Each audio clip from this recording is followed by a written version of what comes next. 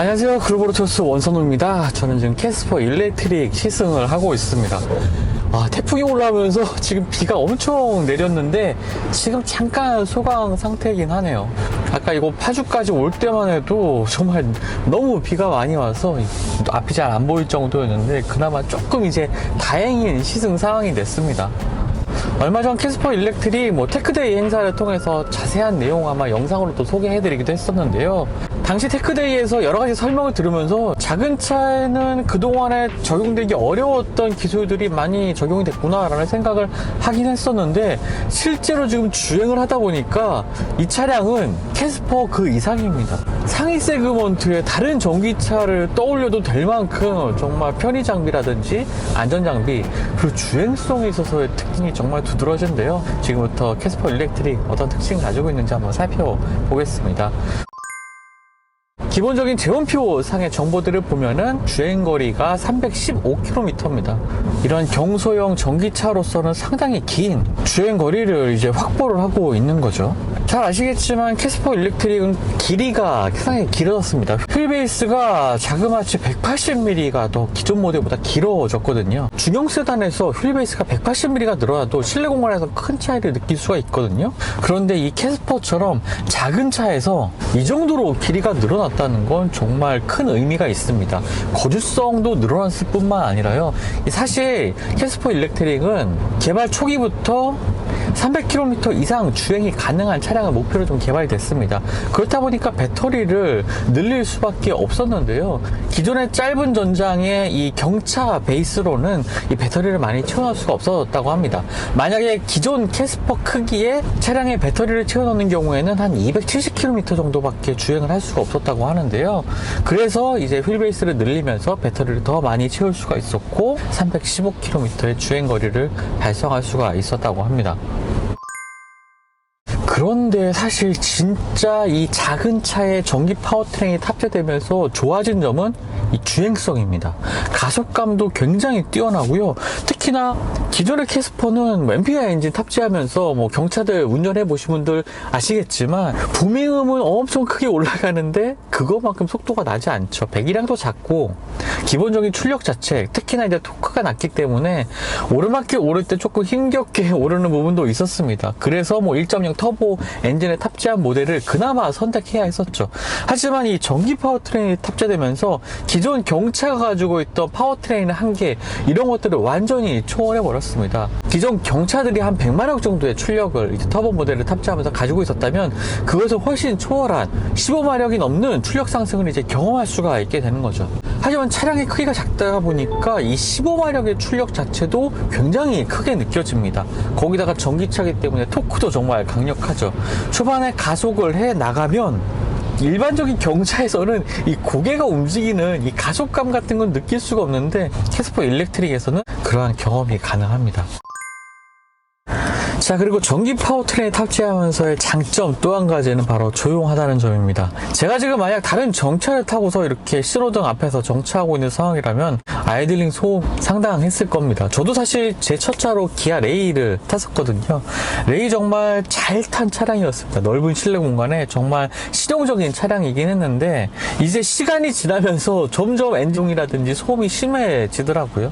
특히나 고속도로에서 좀 속도를 내면은 정말 시끄럽다는 생각 하지 않을 수가 없었는데 일단 캐스퍼 일렉트릭은 정말 조용합니다. 정차 시에도 떨림 당연히 없게 되겠죠. 기존의 내연기관 모델에서 느꼈던 진동, 소음 이런 거 전혀 없이 전기차다운 가속 성능을 느낄 수가 있습니다. 그러니까 이렇게 작은 차일수록 전기 파워트레인에 탑재하면서 생기는 장점이 너무나도 더 부각됩니다. 사실 고급 세단에서 그리고 큰 차량에서 전기 파워트레인을 탑재했을 때는 가속 성능 이런 점에 있어서 장점을 느낄 수가 있었지만 정숙성에 있어서는 기존의 내연기관 모델도 어느 정도 좀 정숙했으니까 라고 넘어갈 수가 있는데 이렇게 작은 차급으로 오면 올수록 진동, 소음 대책 이런 점에 있어서 전기 파워트레인이 가지는 장점은 정말 더 커지는 것 같고요. 기존의 경차를 운전하셨던 분들이 캐스퍼 일렉트릭 아마 주행을 해보신다면 이러한 차이를 더 크게 느끼실 것 같습니다. 거기다 무게중심고가 낮아지면서 주행성이 한층 더 개선이 됐습니다. 배터리가 이 차량 하부에 가득 오게 되면서 기존의 내연기관 차량보다 낮은 무게고를 가지고 있기 때문에 이 코너링에서의 스티어링 휠을 조향했을 때 차량의 움직임 이런 것들이 확실히 내연기관보다 더 깔끔한 모습 보여주고 있고요. 거기다 휠 베이스가 좀 길어졌습니다. 거기서 오는 안정감, 고속주행 시의 안정감 이런 것도 더해졌기 때문에 뭐 이렇게 저속 구간에서의 코너링이라든지 고속주행 할 때의 안정감 이런 것에 있어서 더 한 차원 높은 모습을 좀 보여주고 있네요. 이런 작은 차가 전기 파워트레인에 탑재하면서 전혀 다른 차량이 되는 이러한 모습들도 정말 새로운 느낌이긴 합니다. 거기다 주행보조 시스템도 굉장히 좀 충실하게 잘 갖춰져 있습니다. 경차 HDA가 적용이 됐거든요. 그러니까 하이웨이 드라이브 어시스트 기능인데요. 상위 세그먼트의 차량에는 뭐 일찌감치 적용된 기능이긴 하지만 캐스퍼에는 이제 처음 적용이 됐고요. 속도 제한에 맞춰서 내비게이션 정보에 따라서 차량의 속도를 알아서 조절해주는 이러한 기능 때문에 굉장히 편리하게 사용할 수가 있었습니다. 차량이 좀 가볍기 때문일까요? 이 아이페달 기능도 조금 더 사용하기 때 부담 없이 작동하는 것 같아요. 물론 차량의 크기에 맞게 좀 세팅이 달리 한 부분도 있겠지만 좀 더 사용하기 편하다는 느낌을 받게 되고요. 원페달 드라이빙을 했을 때 그렇게 큰 거부감 없이 주행을 할 수가 있습니다. 속도가 줄어드는 것도 이렇게 상당히 좀 자연스러운 모습을 좀 보여주고 있고요. 자, 그리고 가장 이슈가 되는 문제도 한번 얘기를 해봐야겠죠. 바로 배터리입니다. 최근 벤츠 EQ2의 화재 사고 이후에 자동차 제조사들이 속속 이 배터리 제조사 정보를 공개를 하고 있죠. 기존에는 배터리 제조사에 대한 정보를 잘 제공하지 않았습니다. 물어도 엔지니어 개발자분들도 좀 말하기를 쉬쉬하는 상황이었죠. 이런 것들이 이제 뭐 영업비밀이다 라는 말로 좀 얼버무리기도 했었는데, 이제는 뭐 국내 시장에서는 대부분의 전기차 제조사들이 이런 것들을 좀 공개를 하고 있고요. 캐스퍼 일렉트릭에는 이제 LG 엔솔과 합작을 통해서 개발한 배터리가 탑재가 되고 있습니다. 49kWh의 롱레인지 모델이 먼저 출시됐고요. 제가 지금 시승하고 있는 차량도 바로 그 배터리를 탑재를 하고 있습니다. 차후에는 42kWh의 조금 주행거리가 짧은 모델, 한 270km 정도 주행이 가능할 거라고 해요. 그렇게 짧은 모델의 스탠다드 모델도 출시가 될 예정이라고 하고요. 좀 더 외관을 터프하게, 오프로더 사양에 맞게 좀 꾸민 터프한 외관의 차량도 또 추가로 출시한다고 합니다. 어찌됐건 이 배터리는 일단 국내 제조사의 배터리, NCM 배터리가 탑재가 됐고요. 시승 행사로는 이례적으로 시승 전에 사실 바로 보통 이제 시승차를 받고 출발하고 하는 이러한 시승 행사에 참여하곤 했는데, 이번에는 한 20분 동안 이 새로운 배터리 그리고 현대차의 배터리 매니지먼트 기술에 대한 프레젠테이션이 있었습니다. 그것을 통해서 한마디로 이제 완전히 과충전한 상태, 100% 충전한 상태에서도 현대차 그룹 내에서는 아직까지 화재가 발생하지 않았고, 그러한 상황일 때 배터리 매니지먼트 시스템을 통해서 사전에 이제 화재 위험을 차단한다라는 내용이 주된 내용의 발표 내용이었고요. 배터리가 뭐 50% 충전에 있던 20% 충전에 있던 어찌됐건 간에 배터리 상태에 따라서 배터리의 뭐 노후화라든지 아니면 배터리가 뭐 외부의 충격을 받았다든지 이러한 상태에서 이상일 때 오는 화재인 거지, 배터리가 얼마나 많이 충전되어 있냐에 따라서는 크게 이제 화재 위험이 더 높아지지는 않는다고 하고요. 만약에 과충전 상태일 때도, 만약에 배터리가 100% 충전되어 있는 상태일 때도 BMS를 통해서 전력을 차단하는 기능들이 현대차 같은 경우는 일찌감치 좀 준비를 해서 그런 화재 위험을 방지하는 기능들이 마련되어 있다는 프레젠테이션 내용이 좀 이어졌습니다. 전기차 화재 100% 지금 막을 수 있는 것은 아닙니다. 특히나 에너지 밀도가 높은 이 NCM 배터리 같은 경우에는 LFP 배터리보다는 조금은 더 화재 위험이 지금은 높을 수밖에 없는 상황이고요. 100% 막을 수 있다고 장담하기는 어렵습니다. 하지만 배터리의 이상을 감지하는 경우에 그것을 이제 운전자에게 바로바로 안내를 하고, 그리고 그것이 이제 화재로 이어지기, 배터리 이상이 화재로 이어지기 전에 점검을 받으라는 경고를 차량 운전자, 차량 소유자에게 할 수 있는 이러한 기능들을 지금 구현하고 있고, 또 캐스퍼 일렉트릭에는 그런 기능들이 모두 다 탑재되어 있거든요. 어쩌면 조금 걱정을 덜어내고 전기차를 좀 마주해도 좋지 않을까라는 생각이 들긴 합니다. 전기차를 전환은 사실 막을 수가 없습니다. 앞으로 자동차 회사들이 계속 더 추진할 거고요. 하지만 이러한 배터리 이상이 감지됐을 때 초기에 완전히 전력을 차단하고 화재로 이어지는 것까지 예방할 수 있는 기술들이 좀 더 발전되고 있다는 점 우리가 좀 인식을 하고 전기차를 좀 마주해야 되지 않을까라는 생각이 듭니다. 자, 지금은 고속도로에 올라왔는데요. 다행히 조금 비가 많이 좀 그친 상황이라서 조금은 더 속도를 내볼 수가 있겠습니다. 지금 코너링에서도 와, 이게 경차의 코너링이 아니에요. 정말 무게중심고가 낮은 이 전기차다운 이런 모습 보여주고 있고요. 지금 속도가 제법 높은 상황에서 코너링을 돌아 나갈 때도 딱히 아마 이 속도에서 지금 기존의 캐스퍼라면은 뭔가 조금 불안감을 느낄 수가 있었을 텐데 오히려 조금 더 활기차게 경쾌하게 이 코너를 돌아 나가는 모습 확인할 수가 있었습니다. 거기다 진동 소음을 줄이기 위해서 이 부싱 부분도 좀 개선이 됐고요.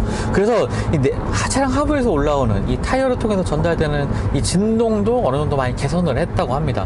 거기다가 이 언더커버라든지 이 뒤쪽 2열 공간에서는 뭐 2열에서 올라오는 2열 후륜 쪽에서 올라오는 소음을 차단하기 위해서 기존의 고무 매트가 아니라 이 플라스틱 플로어를 대서 아래에서 올라오는 소음을 차단하는 이러한 기능들도 마련됐다고 하니까요. 그러한 단순하게 설명만 들어서는 조금 애매했던 부분들이 주행을 해보니까 더욱 잘 느껴집니다. 승차감에 있어서도 한 단계 높은 상위 등급의 차량을 딱 떠오르게 할 만한 승차감을 보여주고 있네요. 자, 실내에서 이 앰비언트 라이트가 나오는 부분이 있죠. 이제 하지만 여기에 더 추가된 기능이 내비게이션과 연동이 돼서요. 앞쪽에 과속 카메라가 나오는 경우에 속도가 높은 경우에는 이 부분이 이제 빨간색으로 바뀌면서 운전자에게 경고해주는 기능들도 굉장히 유용한 부분이 되는 것 같습니다. 자, 그리고 많은 분들이 궁금하실 부분이 바로 PMS의 기능인데요. 조금 개념이 정립할 필요가 있을 것 같습니다. PMS의 기능은 정차하거나 아주 낮은 속도로 주행할 때, 그러니까 정차해 있는 상태에서 조금씩 속도를 내갈 때 가속 페달의 오도작을 방지해주는 기능인데요. 자, 한 가지 상황을 보자면요. 신호등 앞에 정차해 있다가 가속 페달에서 이제 브레이크 페달에서 자신도 모르게 발을 뗐을 때 차량이 슬금슬금 앞으로 가죠. 이런 상황에서 이제 다시 또 급브레이크를 밟아야 하잖아요. 그때 실수로 가속 페달을 밟았다 하는 경우에는 일반적인 상황이라면 차량이 뭐 앞으로 확 튀어나가면서 앞차와 추돌을 하겠죠. 하지만 PMS의 기능이 적용되어 있는 경우에는 실수로 그 상황에서 가속 페달을 밟아도 동력이 차단되면서 앞차와의 충돌을 막아준다는 겁니다. 정리를 해보면은 페달 오도작으로 발생하는 모든 상황을 다 막아주는 기능은 아닙니다. 지금처럼 이제 코너를 주행하다가 내가 브레이크인 줄 알고 가속 페달을 그냥 꾹 밟는 상황에서는 사실 PMS의 기능이 작동하는 건 아니죠. 속도가 어느 정도 높고 일반적인 주행 상황이니까요. 하지만 정차되어 있거나 아주 천천히 정차되어 있다가 천천히 가속하는 상황에서만 이제 PMS의 기능이 작동한다는 겁니다. 이러한 기능들이 점차 더 많은 차량에 좀 보급이 되고 좀 적용이 된다면 정말 일어나지 말아야 할 사고들을 충분히 좀 예방할 수가 있을 것 같습니다. 그리고 이러한 PMS의 기능이 이 캐스퍼 일렉트릭에 처음 적용된 이유는요. 아무래도 이 전기차는 원페달 드라이빙, 가속 페달을 통해서 감속까지 이렇게 해주는 기능들이 있기 때문에 가속 페달에 발을 올려놓고 있는 시간이 훨씬 더 내연기관 차량보다는 많죠. 그래서 전기차에 먼저 PMS의 기능을 적용을 했고 그 중에 캐스퍼 일렉트릭에 가장 먼저 좀 적용이 됐다고 합니다. 캐스퍼 일렉트릭의 가격은 2천만원 초중반에 구매를 할 수가 있습니다. 보조금이 많은 아마 지자체에서는 좀 더 많은 보조금을 받는 경우에 2천만원 초반까지도 가격을 낮출 수가 있다고 하는데요. 이 정도의 성능을 발휘하는 경소형 전기차를 이 정도 가격에 살 수 있다는 건 정말 해자로운 가격이라는 생각이 듭니다. 거기다가 기존의 이런 작은 차량은 항상 그 안전 문제에 대한 의구심 이런 것들이 많았는데요. 주행보조 시스템도 충실히 잘 갖춰져 있고 거기다가 최초로 PMS의 기능까지 적용되면서 여러 가지 면에서 이 안전성도 굉장히 뛰어난 차량, 어찌 보면 이 세그먼트에서 가장 퍼포먼스가 좋고 안전한 차량이 캐스퍼 일렉트릭이 아닐까라는 생각이 드네요. 네, 지금까지 글로벌 오토요스 원선홍이었고요. 또 다음 영상 통해서 만나 뵙도록 하겠습니다. 감사합니다.